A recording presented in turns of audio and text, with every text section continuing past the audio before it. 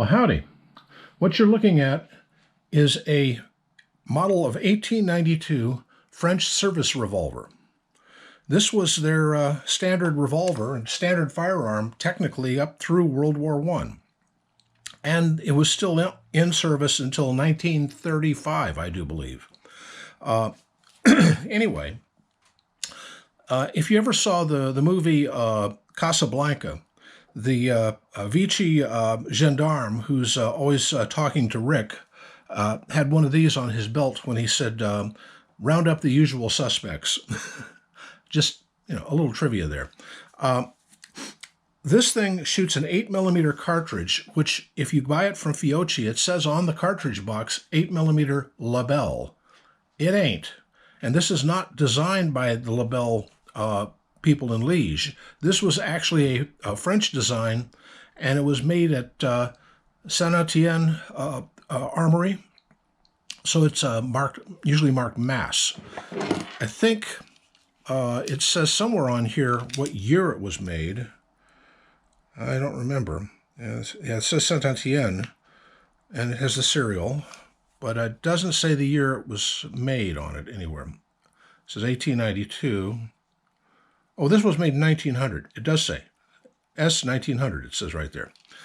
I already unscrewed the side plate because I wanted to show it to you, and it just takes forever to unscrew. That is the working parts of a Labelle revolver, and it's very fascinating. I just think it's just absolutely cool that you can see all the parts, and that each one is individually numbered, I assume by which goes in first. Now that I've shown you that, I'm going to let's see it in action. That's how it works. I don't want to have parts flying off, so I'm going to put it back together again. And the way you do that is you just undo this one screw, and the whole thing comes apart, and the side plate hinges so that it's right there where you can get to it.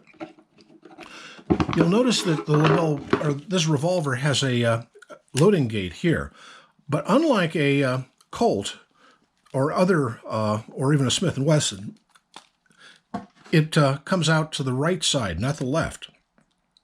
The reason is, I think, that you would hold the reins in your... This was actually a cavalry pistol, and you would be holding the reins in your right hand, so you would actually hold this with your left hand, and to load it, you would be putting your cartridges in this way, I assume. I'm not that familiar with the standard manual of arms of this thing, but it's just a beautifully produced machine, and I think it's just wonderful to look at, and I've shot it a few times.